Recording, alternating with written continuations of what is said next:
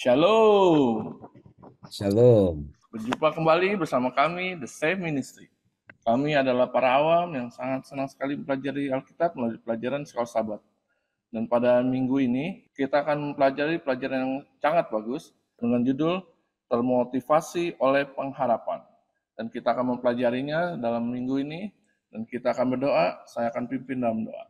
Tuhan Bapa kami yang letak tinggi dalam kerajaan surga, kami ucap syukur dan terima kasih padamu, karena kami masih berkesempatan untuk dapat berdiskusikan pelajaran Sekolah Sabat. Bila apa yang kami pelajari saat ini boleh berguna dalam kehidupan kami, dan kami tetap setia kepadamu hingga kedatanganmu yang kedua kali. Terima kasih Tuhan, terpuji namamu, di dalam nama Tuhan Yesus Kristus, Juru Selamat dan Penebus kami. Amin. Baik, kita akan memulainya dengan pembukaan yang akan diterangkan oleh Pak Tobing. Silakan Pak. Pemirsa The Save Ministry, minggu ini kita disuguhkan satu pelajaran yang memotivasi kita dan juga memberi pengharapan dengan judul Termotivasi oleh Pengharapan. Kita lihat di ayat hafalan Yesaya 25 ayat 9. Pada waktu itu orang akan berkata, sesungguhnya inilah Allah kita yang kita nanti-nantikan supaya kita diselamatkan. Inilah Tuhan yang kita nanti-nantikan. Marilah kita bersorak-sorak dan bersukacita oleh karena keselamatan yang diadakannya. Kita perhatikan pemirsa The Save Ministry, kalimat pertama mengatakan pada waktu itu orang akan berkata.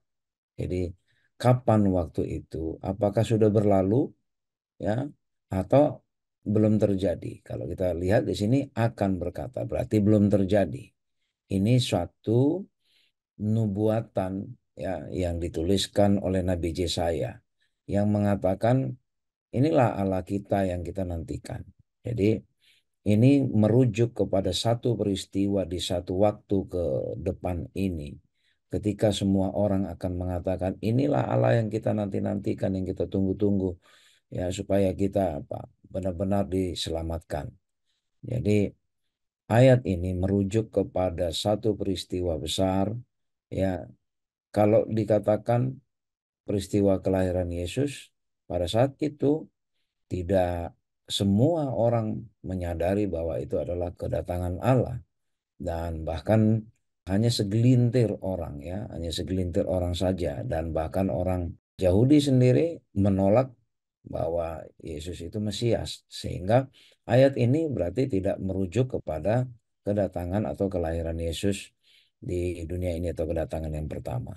Nah, ada satu peristiwa nanti kalau kita perhatikan, kita baca semua di Alkitab, hanya ketika kedatangan Yesus yang kedua kali nanti, semua mata, semua orang akan melihat akan melihat peristiwa besar itu dan tentu orang-orang yang diselamatkan akan mengatakan inilah Allah yang kita nantikan. Jadi pada satu minggu ini kita merujuk kepada satu pelajaran yaitu mengenai kedatangan Yesus yang kedua kali dari perspektif nubuatan-nubuatan. Kalau kita perhatikan di dalam Alkitab ya ada seorang sarjana Alkitab ya memperkirakan setidaknya itu ada 1845 referensi tentang kedatangan Yesus yang kedua kali yang tertulis di dalam Perjanjian Lama. Lalu di antara 260 pasal di Perjanjian Baru itu ada lebih dari 300 ya rujukan atau referensi yang membahas mengenai kedatangan Kristus kembali. Seandainya kita buat rata-rata dari seluruh ayat Alkitab itu, ya rata-ratanya setiap 25 ayat, ya setiap 25 ayat itu kita ketemu dengan ayat yang merujuk kepada kedatangan Yesus yang kedua kali. Dan dari 27 kitab di Perjanjian Baru, 23 kitab membahas Membahas mengenai kedatangan Yesus yang kedua kali. Nanti kita akan melihat bagaimana juga ada suatu peristiwa di mana yang diprakarsai oleh seorang pembelajar Alkitab yang bernama William Miller, bagaimana dia nanti menerjemahkan Alkitab itu ya nanti kita akan lihat di dalam satu minggu ini. Sehingga inti dari pelajaran kita nanti ya kita akan melihat betapa pentingnya kedatangan Kristus yang kedua kali itu ya bagi kita manusia menjadi motivasi bagi kita. Karena apa? Kita tahu memang Yesus sudah lahir, hidup bersama manusia, mati dan bangkit dan dia naik ke surga. Ya, Yesus sudah memberikan keselamatan melalui kasih karunia, yaitu Yesus itu sendiri. Tapi belum sempurna keselamatan yang Tuhan berikan kepada kita itu ketika kalau dia tidak kembali lagi ke dunia ini untuk menjemput kita. Ya, kesempurnaan pengharapan kita adalah apa? Ketika kita dikumpulkan Allah, ya dikumpulkan Allah di kerajaannya, ya kita bersama-sama hidup tidak lagi di dunia ini tetapi apa? Di sorga yang memang Tuhan sudah sediakan bagi kita. Demikian pemirsa The Safe Ministry sebagai pengantar bagi kita dalam pelajaran 1 minggu ini. Terima kasih Pak Tobing. Dan kita akan melanjutkan pelajaran kita ke hari Minggu dengan judul yang cukup menyenangkan untuk kita dengar nih, dengan judul Janji Kedatangannya Kembali. Kami masih minta Pak Tobing untuk menjelaskan apa yang maksudnya. Terima kasih Pak Simon. Pemirsa The Safe Ministry, janji kedatangan kembali ya. Kita senang sekali kalau ada janji-janji yang menyenangkan bagi kita ya. Dan Yesus atau Allah sendiri juga berjanji akan datang kembali ya. Lalu kita akan merespons bagaimana janji kedatangan kembali ini. Ya, kalau kita lihat ya, ada dulu beberapa pembaru Protestan, para reformator ya, mereka berangkat dari negerinya, ya, mereka berangkat dari negerinya, mereka pergi ke negeri yang lain dalam rangka apa? Merindukan kedatangan Yesus. Bagi mereka, ya, bagi mereka bahwa kedatangan Kristus yang kedua kali itu ya adalah satu peristiwa yang memang sangat ditunggu-tunggu, ya. Ada seorang tokoh juga John Wycliffe ya. Dia menantikan kedatangan Kristus di masa hidupnya ya, ternyata tidak datang juga. John Calvin juga ya mewakili tokoh-tokoh reformasi. Dia juga senang berbicara mengenai apa? Mengenai kedatangan Yesus ya, mengenai kedatangan Kristus yang kedua kali. Jadi kedatangan Kristus yang kedua kali itu bagi kita yang memang umat yang setia kepada Allah itu akan menjadi satu peristiwa yang memang ditunggu-tunggu yang harus disambut. Tapi kalau kita senang dengan kejahatan yang kita lakukan, ya tetap senang dengan hal-hal yang tidak baik yang masih kita sayangi untuk kita lakukan, ketika bicara peristiwa kedatangan Yesus yang kedua kali itu menjadi seperti sesuatu yang menakutkan. Karena apa?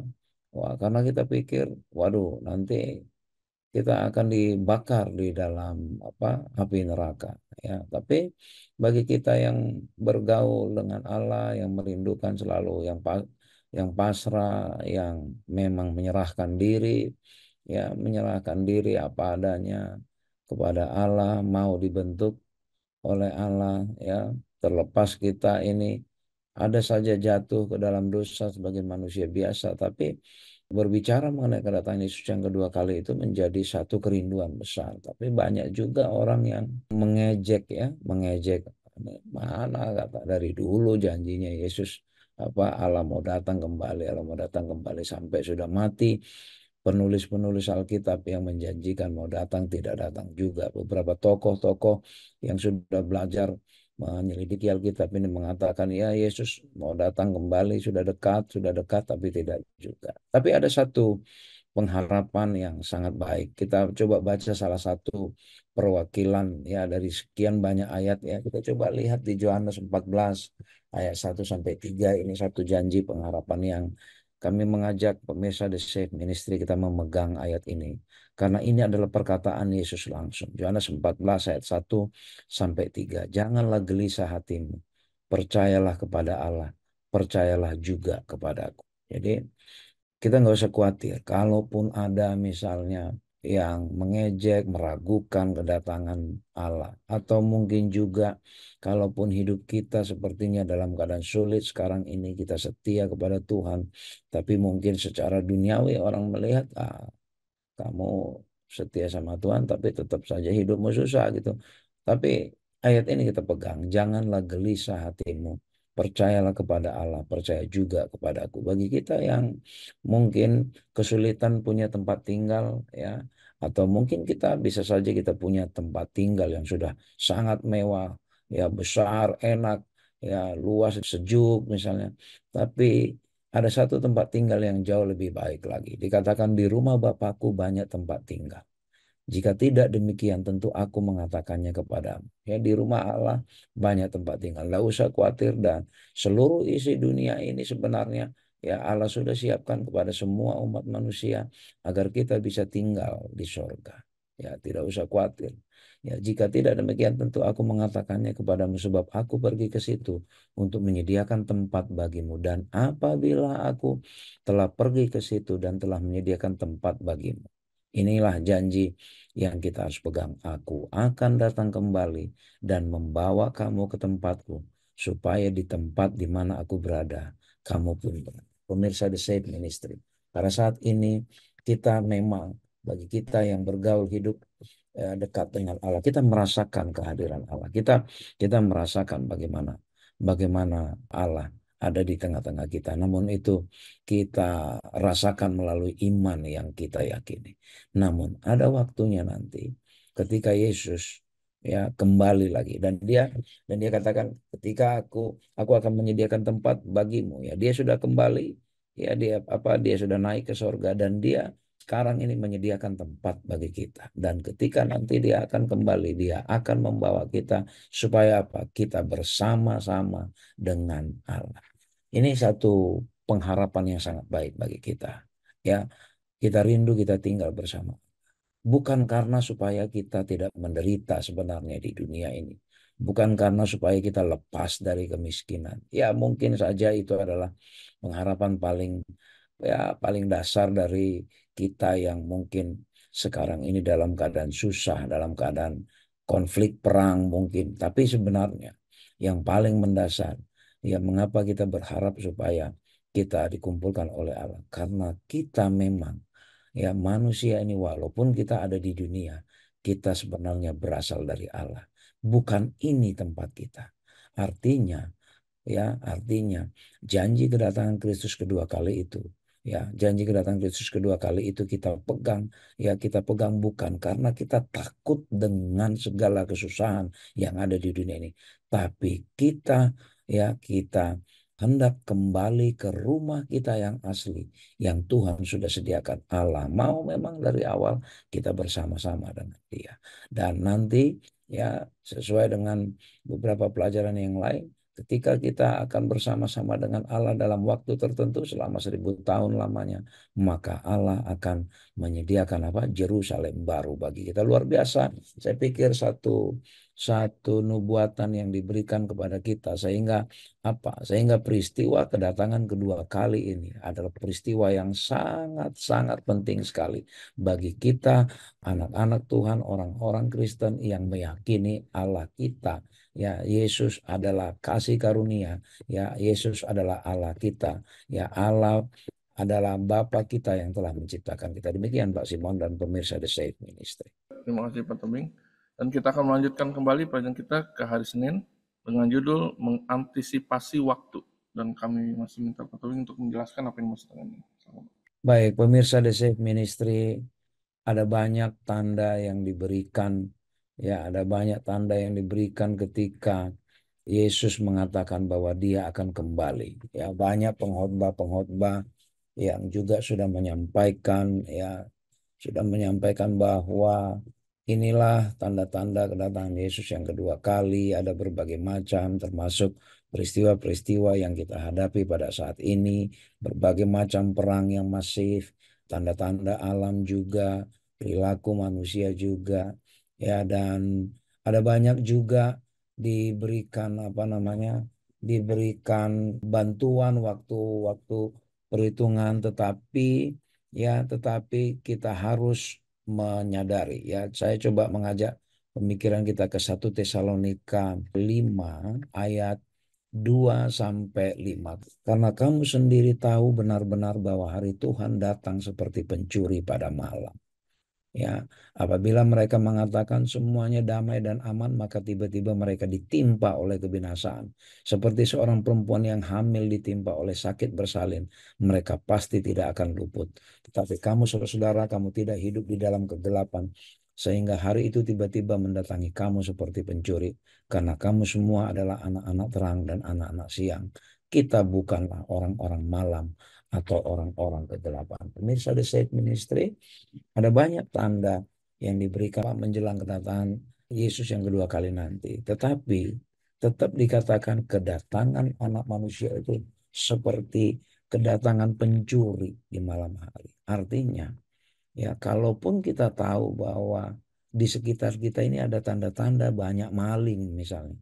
Tapi kita tidak pernah tahu jam berapa persisnya, mau kapan persisnya, ya hari ini kah, malam ini kah, besok kah, minggu depan kah, kita tidak tahu persisnya kapan datangnya pencuri ya datang ke rumah kita. Artinya ya kita tidak menyamakan Allah itu seperti pencuri, tetapi waktu kedatangannya itu tidak ada yang bisa persis memperkirakan, dan memang bukan itu yang Allah minta.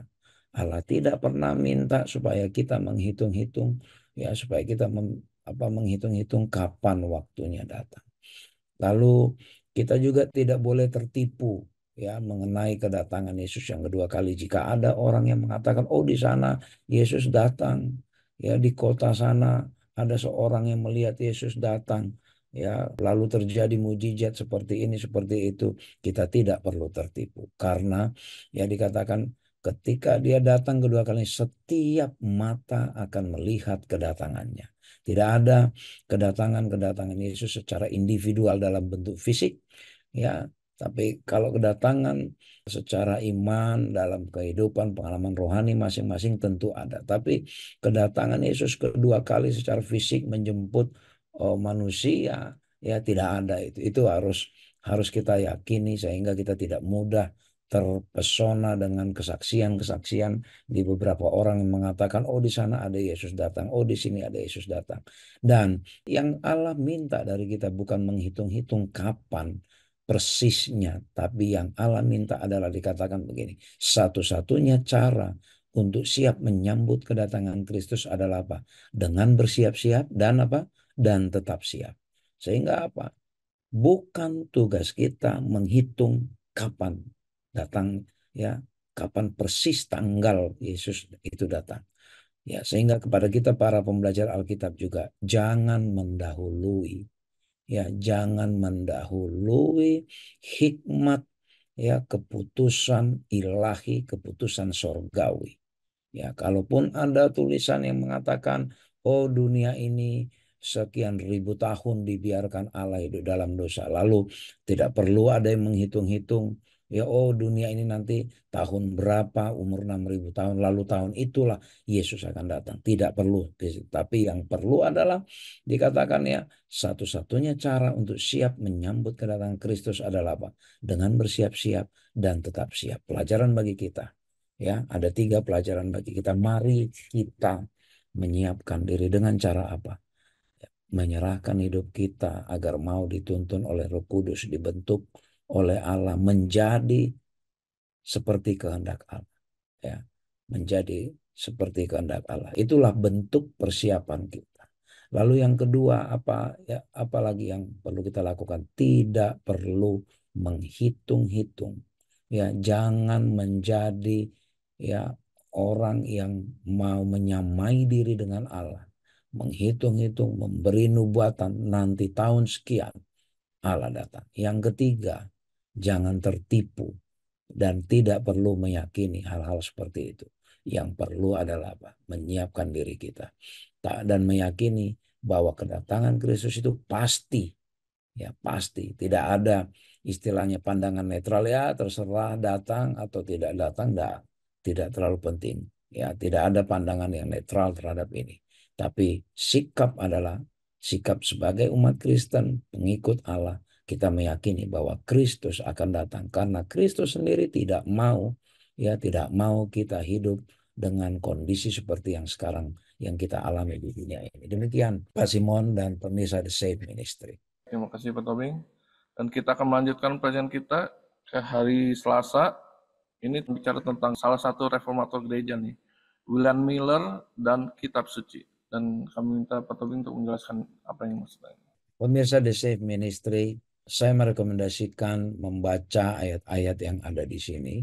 Saya mau mengajak pikiran kita ke 2 Petrus 1 ayat 19 sampai 21. Kita baca, dengan demikian kami makin diteguhkan oleh firman yang telah disampaikan oleh para nabi. Alangkah baiknya kalau kamu memperhatikannya sama seperti memperhatikan pelita yang bercahaya di tempat yang gelap sampai fajar menyingsing dan bintang timur terbit bersinar di dalam hatimu.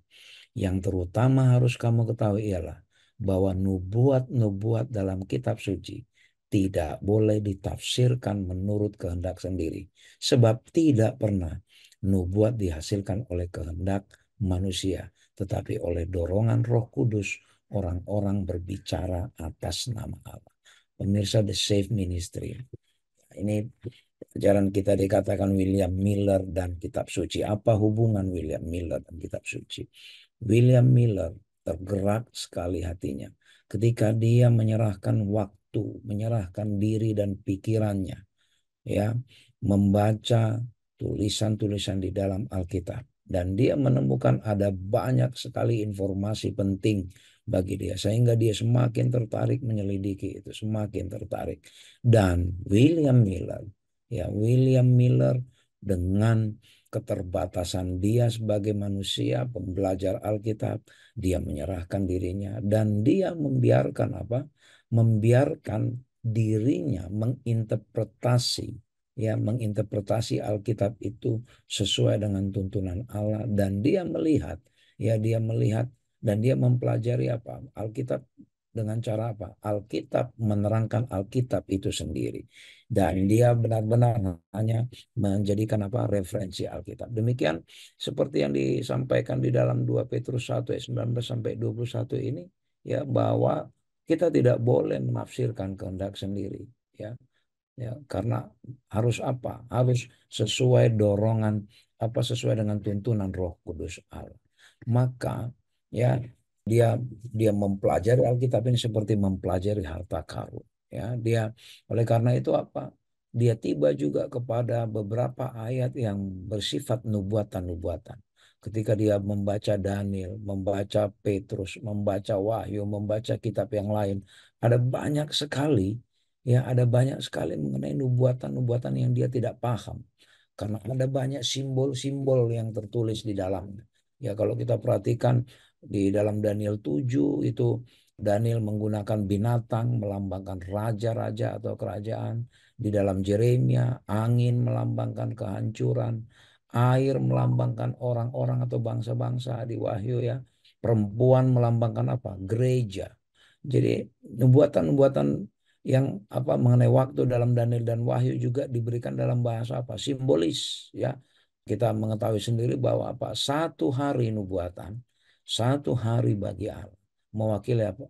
Mewakili 1 tahun harafiah. Jadi dia mencoba, ya, William Miller mencoba menerapkan prinsip-prinsip penafsiran kitab suci ini, dan apa hasilnya? Dia kaget, dia terkejut. Apa yang dia temukan, apa yang dia yakini sebagai apa? Waktu dari kedatangan Kristus kembali. Walaupun nanti kita tahu dia sempat meleset, ya, sempat meleset, namun pemahaman dia terhadap Alkitab, ya, terutama nubuatan-nubuatan itu membantu, ya, dan itu menjadi pembuka kebenaran-kebenaran yang lain, ya, terkait dengan apa? Nubuatan-nubuatan. Nah, hikmah yang mau kita ambil dari pelajaran hari ini, biarlah Alkitab itu menerangkan dirinya sendiri, ya. Biarlah Alkitab, hanyalah kembali kepada Alkitab dan Alkitab. Minggu lalu kita belajar mengenai apa? Sola Scriptura. Biarlah semua kebenaran ini kembali kepada apa? Kepada Alkitab. Demikian Pak Simon dan pemirsa The Safe Ministry. Baik, terima kasih Pak Tobing. Dan kita akan melanjutkan pelajaran kita ke hari Rabu dengan judul yang cukup menarik, Nubuatan 2300 Hari, Daniel 8 ayat 14. Silakan Pak Tobing jelaskan yang maksudnya. Mirsa The Save Ministry ada beberapa perhitungan-perhitungan hari kita dapati di dalam Alkitab, terutama di Daniel, ya. William Miller, ya, dia mencoba amat-amati semua peristiwa yang dinubuatkan para nabi, ya, dan digenapi dengan apa? Tepat sekali ada 400 tahun masa pembuangan keturunan Abraham, lalu ada lagi dari sejarah 40 tahun bagaimana Israel mengembara di padang gurun, 70 tahun mereka ya masa pembuangan Israel, lalu 70 minggu yang diberikan Daniel ya kepada Israel, ya kita lihat di Kejadian 9. Kita coba lihat dulu di Galatia 4. Galatia 4 ayat 4 berbunyi demikian. Tetapi setelah genap waktunya, maka Allah mengutus anaknya yang lahir dari seorang perempuan dan takluk kepada apa? Hukum Taurat. Ya. Lalu kalau kita baca lagi yang lain, Markus 1 ayat 15, Roma 5 ayat 6, ini semua bicara apa? Mengenai waktu. Ya, jadwal kedatangan Allah yang pertama. Ya, jadwal kedatangan Allah yang pertama. Ini sudah digenapi, ya, sudah digenapi, ya, bagaimana Yesus datang. William Miller mempelajari ini semua, lalu dia simpulkan bahwa apa? Ternyata Allah itu punya jadwal. Ada jadwal-jadwal yang dia berikan clue, tanda kepada kita ya di Alkitab, ya kalau kita lihat. Dan tentulah ya, tentulah Allah memiliki jadwal juga untuk apa kedatangannya yang kedua kali. Coba kita baca di Daniel 8 ya. Daniel 8 ayat 14. Ini bicara mengenai apa? Ya, Daniel 8 ayat 14. Maka ia menjawab, sampai lewat 2300 petang dan pagi. Lalu tempat kudus itu akan dipulihkan dalam keadaan yang wajar. Ini adalah satu nubuatan berbicara mengenai ya tempat kudus Allah, yaitu apa? Bait suci Allah itu akan dipulihkan secara wajar. Banyak ya, banyak mencoba menerjemahkan ya, namun kita kembali kepada peristiwa-peristiwa yang ada di dunia ini, kita diberikan petunjuk, ya, diberikan petunjuk. Peristiwa 2300 petang dan pagi ini menunjuk kepada pembersihan tempat kudus, ya, pembersihan tempat kudus. Lalu dia pelajari apa ini sebenarnya, ya, ini bicara apa hubungan antara Daniel 8 dan Daniel 9. Di Daniel 8 diperintahkan ya di ayat 16, buatlah orang ini memahami penglihatan itu. Ya, lalu satu-satunya bagian dari keseluruhan penglihatan Daniel 8 yang tidak dijelaskan ya adalah apa? Di akhirnya. Ya, di akhir mengenai apa? Bagian tentang 2300 hari. Allah tidak buka itu, tidak buka itu kepada Daniel ya. Allah tidak buka itu kepada Daniel. Tapi apa dikatakan? Sekarang aku datang untuk memberi akal budi kepadamu untuk mengerti. Ini adalah cara Allah untuk membantu Daniel untuk memahami apa itu ya. Kita baca di Daniel 9 ayat 23, camkanlah firman itu dan perhatikanlah penglihatan itu. Dan kata-kata pertama dari malaikat itu berbunyi apa? Di Daniel 9 ayat 24, 70 kali 7 masa telah ditetapkan atas bangsamu dan atas kotamu yang kudus. Kata yang diterjemahkan ditetapkan ya artinya itu diambil ya, 70 kali 7 berarti 490 tahun.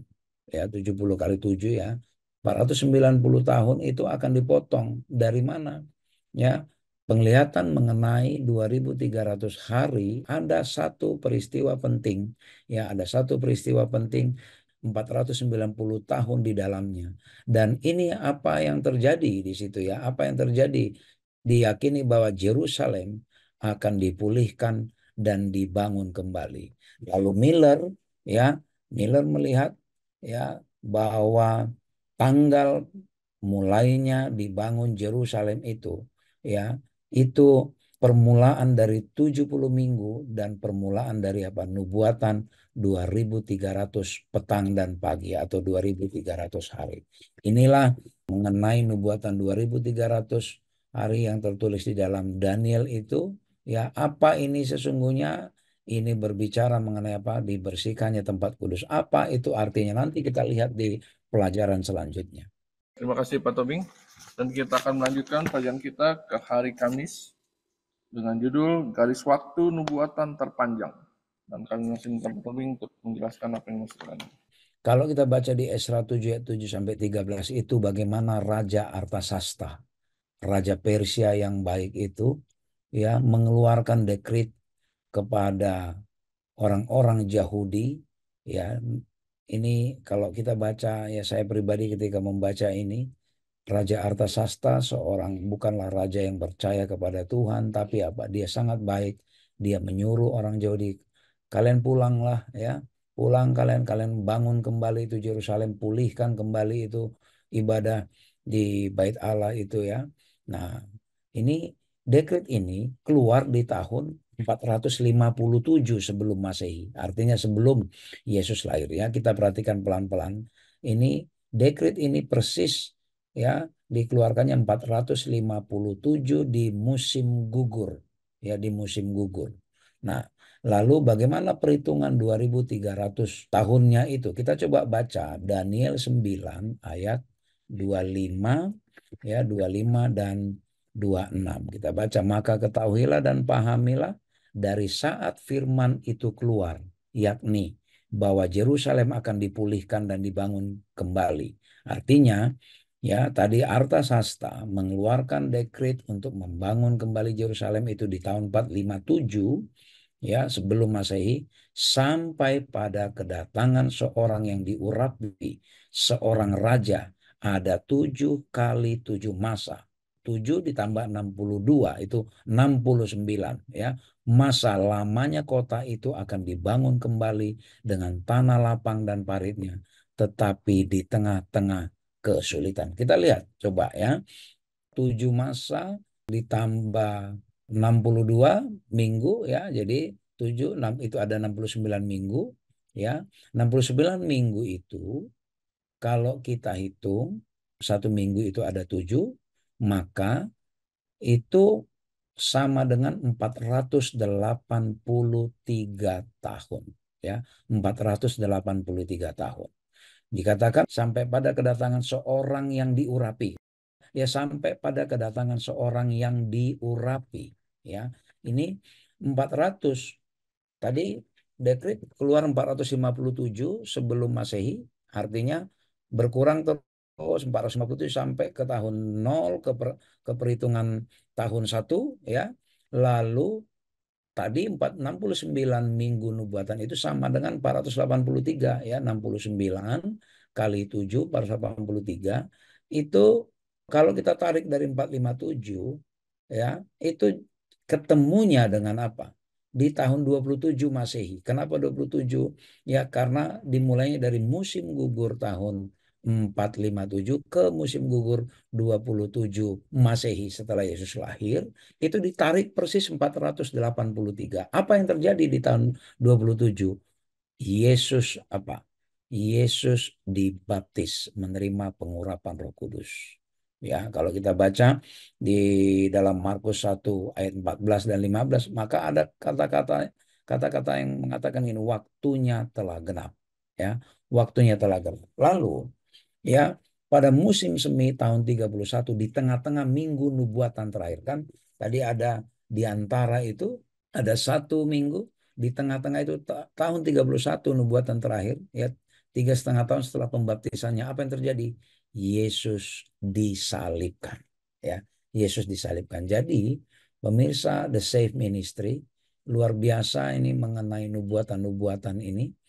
Bagaimana mengenai nubuatan 2300 petang dan pagi, dan di tengah-tengahnya itu ada peristiwa seorang yang diurapi, lalu tahun 31 itu di tengah-tengah minggu itu tahun 31 ada apa Yesus disalibkan, dan itu kan baru 3,5 ya. Dikatakan ada 1 minggu ini kan 70 minggu nubuatan, tapi tadi kita baru dapat 69 minggu ya. Yang satunya itu apa? Tadi baru kita dapat setengah.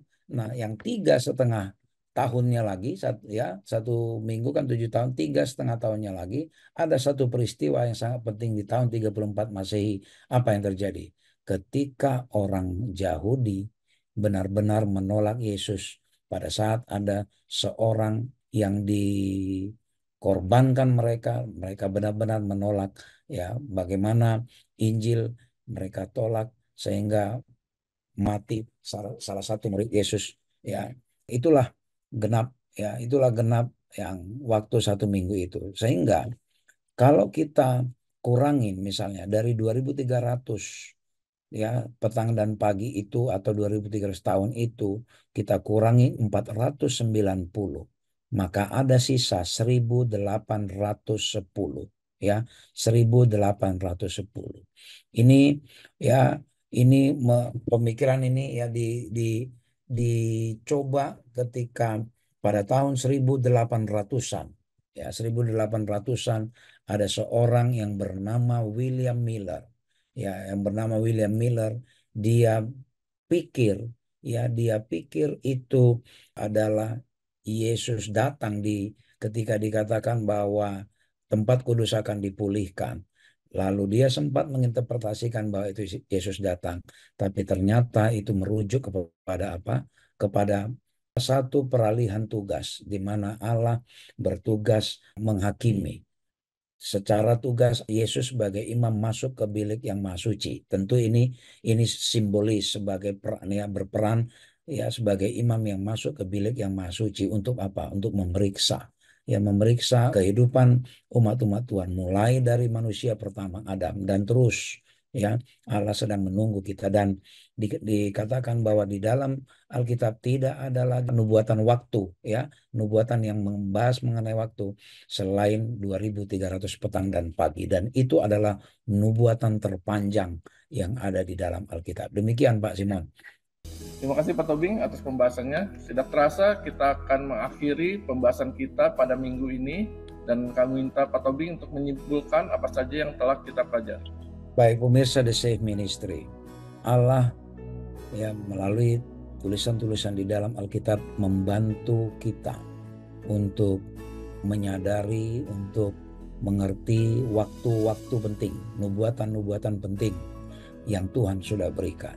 Dan nubuatan waktu terpanjang dan nubuatan waktu terakhir yang secara spesifik disebut sudah selesai, sudah digenapi, yaitu mengenai 2.300 petang dan pagi, dan tidak ada lagi nubuatan mengenai waktu setelah itu. Yang Allah harapkan adalah apa? Persiapan kita. Kalaupun kita cukup sulit mempelajari simbol-simbol nubuatan-nubuatan dan mungkin terbatas pemahaman kita terkait sejarah dunia ini, dan penulis pelajaran sekolah sahabat kita sudah membantu kita menguraikan bagaimana nubuatan-nubuatan itu digenapi ya, dan dilihat sejarah dunia ini membuktikan itu. Namun kita tidak usah berkecil hati. Tidak usah kita merasa bahwa sangat sulit mengikuti Allah, memahami pelajaran mengenai kedatangan Allah. Dalam kondisi kelemahan kita apapun, kita yang penting meyakini bahwa Allah itu akan datang. Kita mau menyerahkan diri kita kepada apa? Dituntun kepada tuntunan Roh Kudus Allah. Sehingga kita tidak mau digoyahkan lagi oleh godaan-godaan setan. Kita yakin bahwa Allah yang penuh kasih itu tidak mau membiarkan kita terus ya menjadi objek yang dikerjai oleh setan. Allah mau kita kembali kepada citra Allah yang semula. Karena kita diciptakan dulunya sungguh sangat amat baik dan kita menggambarkan citra. Oleh karena itu pemirsa The Safe Ministry, satu harapan yang luar biasa. Biarlah kita termotivasi oleh pengharapan nubuatan-nubuatan mengenai kedatangan Yesus yang kedua kali. Kita meyakini bahwa kasih Allah lah yang akan mengumpulkan kita. Biarlah kita termotivasi hendak berkumpul bersama dengan Allah karena kita meyakini bukan ini tempat tinggal kita. Bukan seperti ini. Kita akan berkumpul bersama Allah dan pada waktunya nanti ketika Allah sudah menyediakan Yerusalem baru, maka Allah akan mengembalikan kita ke bumi yang sempurna, bumi yang sungguh sangat amat baik, seperti sedia kala ketika Allah menciptakan pertama sekali. Kiranya ini menjadi motivasi bagi kita. Kalaupun kita sekarang sedang berjuang dalam keadaan sakit, berjuang dalam ekonomi yang berat, berjuang dengan iman, mempertahankan iman baik di tempat kerja, di tempat usaha, atau dimanapun kita. Biarlah janji pengharapan mengenai Yesus datang kedua kali ini yang kita pegang, sehingga kita termotivasi bahwa Allah akan mengumpulkan kita bersama-sama dan kita akan bertemu dengan Allah, melihat langsung dan semua mata akan melihat dan kita akan bersama-sama dengan Allah di kerajaannya. Kiranya Tuhan memberkati kita. Terima kasih pada panelis Pak Elvin Tobing yang telah membahas pelajaran selama seminggu ini. Bila apa yang kita pelajari saat ini boleh menambah wawasan kita tentang nubuatan dan kedatangan Tuhan yang kedua kali. Dan kita akan tutup dalam doa. Kami minta Pak Tobing untuk berdoa. Kita berdoa. Bapa di sorga, terima kasih Tuhan. Engkau sangat baik memberikan pengharapan bagi kami sehingga ini bisa memotivasi kami Tuhan. Agar mengingatkan kami bahwa kami ini adalah anak-anak-Mu. Tentu Tuhan mau kami tinggal bersama dengan Engkau Tuhan. Biarlah pelajaran ini walaupun cukup sulit bagi kami untuk mengerti. Tapi di dalam kesederhanaan kami serahkan pemahaman kami agar dituntun oleh Roh Kudus-Mu, sehingga yang kami pegang dan kami yakini Engkau adalah Allah yang sungguh sangat amat baik, yang sangat mengasihi kami, yang akan mengumpulkan kami, menjemput kami, membawa kami ke dalam rumah yang Tuhan sudah sediakan bagi kami. Berkatilah semua pemirsa The Save Ministry. Kami rindu Engkau kumpulkan kami bersama-sama pemirsa The Save Ministry. Kami sama-sama belajar menyelidiki firman Tuhan di sorga yang Tuhan sudah sediakan. Dan Engkau adalah gurunya langsung Tuhan. Engkau tidak akan pernah memberikan pengajaran yang salah. Kalau kami di dunia mungkin saja sangat terbatas pemahaman kami. Tapi kami rindu nanti Tuhan, kami langsung bertemu dengan Engkau Sang Maestro, Allah yang memiliki semua hikmat dan pengetahuan. Terpujilah nama-Mu Tuhan, dalam nama Yesus kami berdoa. Amin. Amin. Terima kasih sekali lagi kepada para pemirsa yang telah menyaksikan video kami. Biarlah video kami boleh menjadi berkat bagi kita semua. Dan jika Anda berkenan, Anda boleh subscribe, like, dan komen, dan bagikan juga bagi orang lain agar orang lain berkati. Sampai jumpa minggu depan. Shalom. Shalom, Tuhan memberkati.